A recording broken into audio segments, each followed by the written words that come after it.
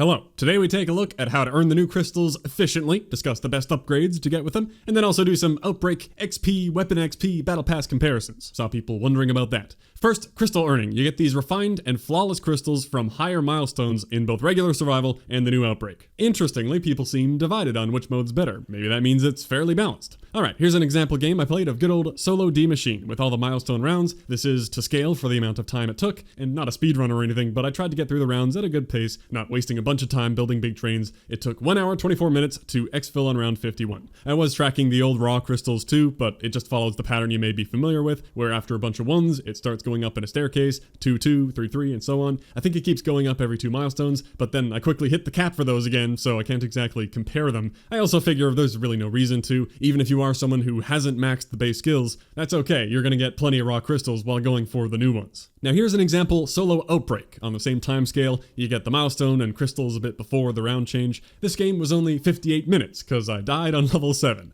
I was bad, should have brought some death machines. That objective is not one where you want to start it if you aren't prepared to get spammed with elites that break your vehicles. But I did want to include that game as a point, that Outbreak ramps up the difficulty much faster than regular survival. The armored dudes were already in super sprinter mode, elites everywhere with all different weaknesses. It's something you have to consider when weighing these options. One thing I need to add is that you won't see this exact crystal pattern every time. There does seem to be some randomness, like I've played a bunch of games and it can be pushed back by a milestone like this. One time I didn't even get a flawless until around 31, and I think I heard the same thing can happen for Outbreak. Just know that there is some variance, and that this is maybe the optimistic scenario, but I think this is a fair comparison, and that's all I'm going for. I have no idea if it could be secretly tied to how fast you are, or how much damage you take, or Outbreak has more variables, like maybe which objective you get could matter, but I highly doubt it. It doesn't make any sense for them to do that and not explain it. I assume it's random, because at least in the regular survival, I play basically the exact same way every time. And it doesn't matter either way, because the best thing you can do, regardless, is to just rush the milestones the best you can. Now I'll add one more game, playing Outbreak as a group to check if there's better XP to be had, and to play the same length as the solo game for an easy comparison. We were not super efficient though, like we did a couple side objectives and looting to get early upgrades. You definitely can rush rounds faster than this. The main advantage of Outbreak is that you can start getting double flawless drops at every milestone. In that game it was after completing round 7. From what I've seen of people's super long runs though, even when you're going into the 20s, you can get more of the refined, but I haven't seen it go up to triple flawless. Maybe it does, or maybe 2 is the cap. Also, we didn't exfil here, but again, I've seen late exfils, and the ones I saw only gave 1 extra flawless. I'm gonna pretend we did exfil and add that on to make the comparison more fair with the top game, since that was an exfil. So what's the verdict? There's not an obvious winner. They're pretty well balanced. The thing is, when it comes to fully upgrading, the flawless crystals are really all you care about. They're both harder to get, and you flat out need more of them than the refined. So who cares about refined? You'll hit that cap before too long. Only looking at the flawless then, well, the 2 longer games both gave 8. But I'd say that Outbreak can get the ball rolling faster and has potential to keep up a similar pace if you're able to keep rushing objectives. Some of them, like a long holdout or escort, can slow you down, but other objectives can be fast. So I think Outbreak has the greater crystal potential, but that's really only if you squad up with a solid team or are super efficient solo to push deep into the double flawless crystal rounds. For most people though, if you're solo, the regular survival has got to be easier and more consistent. I think it's a lot easier to go as far as I feel like in D Machine. Very chill, no timers or mini boss spam, so I'm really not worried about losing. You have lots of abilities to escape or revive yourself. In the round 50s, the super sprinters can get annoying, so that seems like a good time to leave. I did also try around 61, but I was still only getting 2 refined, 1 flawless. The 61 exfil actually gave 3 refined, 1 flawless, but again, I kinda only care about the flawless, and it did not feel very worth going any further, even if there is a point where you start getting double flawless eventually, but up to you. In conclusion, I think a higher potential crystal earning speed in Outbreak, especially if you're partied up and able to rush objectives effectively. You can go deep for those double flawless milestones, but if you're solo, I think regular survival is going to be easier with a similar rate. And in either mode, after you start seeing flawless crystals come up, you can just exfil whenever you feel like it to double it up. I think since they're pretty similar, who cares? Play whatever you like. Outbreak is fun and new, survival is simpler, and no need to rush your crystals just to cap out again. Now if XP is a big motivator for you though, I didn't bring it up, but maybe you saw, Outbreak XP kinda sucks. So that's the decision made for you right there. Weapon XP is amazing though. I'll come back to the XP talk at the end. Before leaving crystals, let's run through the new skills to talk about what I think you may want to upgrade first. Not like I'm an authority on this, you're bound to like some different things, but I have tested a few of them. First, it makes sense to look at the things you use all the time. For me, pistols and shotguns. For regular survival, akimbo magnums are my life. Great crit DPS, but also just insane total damage output with the nearly 600 rounds they carry. So upping the damage bonus to 25% is a no-brainer. And when it says close quarters, don't think point blank. It's actually the range at which nearly all of your kills will be in.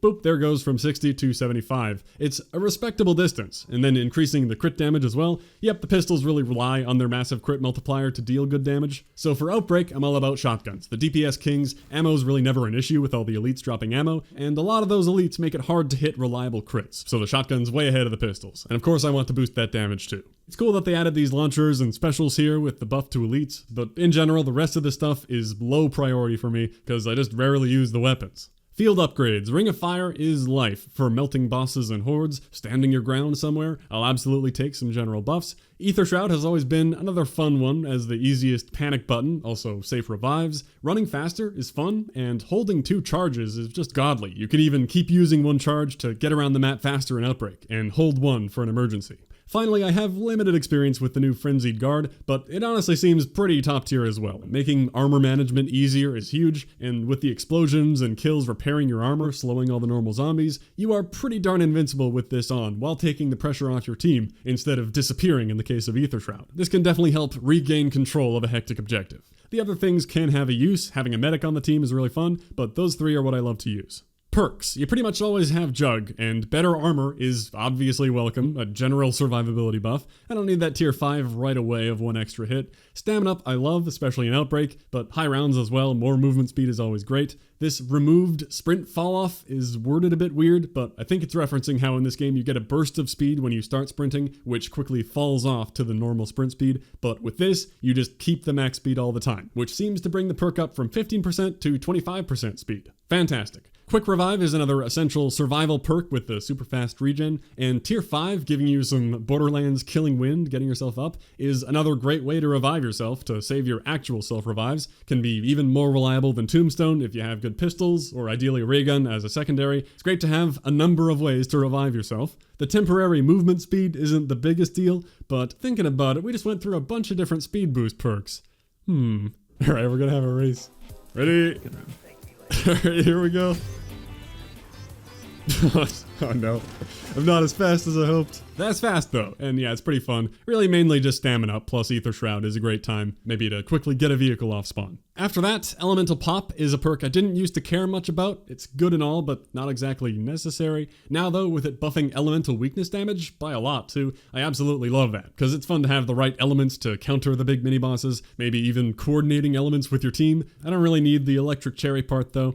Deadshot gives some more damage, yep, may as well whenever you can. Tombstone has some good stuff, not rushing to it. And Speed Cola seems like the weakest, maybe repairing barricades is something you do in the new holdout objective, but even then not a big deal. Quick box rolling is nice quality of life for grabbing a ray gun, I guess, but I hardly ever use the box otherwise. And I love gung-ho shooting in multiplayer, but in here, you're usually backpedaling when shooting, not running at the zombies. Reloading at full run speed is nice though. Ammo mods, hard to pick just one, upgrade them all. Brain rotting a special enemy is obviously super fun, get an angler on your side, hilarious, but get everything to affect specials, why not? Because I'll be buying Elemental Pop more often now, and it's fun to buff that up even further. All these tier 5s seem strong as well, chaining the effects around. That multiplying damage gives these some serious impact on a crowd of zombies instead of what they do normally, which is not a whole lot. That's that. Lots of cool new upgrades. It's not like I've covered every detail, and depending on what your playstyle or goals are, I may have missed some things that are super valuable to you, but that's what I'm thinking looking through those. Final topic, XP and Battle Pass in Outbreak. I didn't feel the need to go crazy, do a thesis on XP. It tends to create a headache and help nobody. So just a few comparisons here. I had the XP in that original chart, and clearly Outbreak is lagging behind normal zombies by a lot. Even only looking at the 2 games of identical length, not even close. And yes, I am making sure to account for double XP. These are all undoubled numbers. Also, I don't have the Battle Pass boost. This is base XP. Playing in a group never seemed to have an effect on zombies XP, other than maybe a little because you get a different number of kills. That grouping up effect is only a thing for the weapon XP. Regular wave survival XP has always been really good, while Outbreak has gotta be worse than multiplayer, including matchmaking time, which is just unfortunate to feel like you're sacrificing XP to play it, because it is fun. Also, this is after the first day when they said they fixed a bug with awarding match bonuses, but that didn't seem to make things a whole lot better for me. Maybe they can improve that XP at some point to have it be in the same ballpark, roughly doubling it would be good, and they have been good about trying to balance XP, so I'd say there's hope. Now for the Battle Pass, if that's your main priority, then there's not a very big difference. That BP number is how many tiers were earned, and then looking at the time spent, it's a difference of 32 minutes per tier, a very normal expected rate, versus 39 or 35 minutes per tier. Regular zombies having the better rate makes sense because usually XP is some part of whatever time played, XP, merit equation is going on. That fits with the patterns we've seen in the past. I did also try a super AFK solo Outbreak 2, and yeah, that gave nothing, just like in regular zombies. Only the tiniest pixel from me getting a couple kills to try to get the game to count. I'm gonna recommend that you just play the game. Now, weapon XP is always a little confusing and weird. Wanted to keep it quick and understandable. First, I wanted to look at a few level 1 kills in regular solo zombies and in solo Outbreak. I was getting less per kill in Outbreak. It seemed quite bad, but remember the early rounds of solo zombies are the best per kill, while Outbreak seems to stay pretty even. Also, I then tried getting a few kills in quad Outbreak, because if it's like normal zombies, it should be quite a bit more for playing with people. And indeed it was. It seems to follow similar rules, where you should play with people if your goal is weapon XP.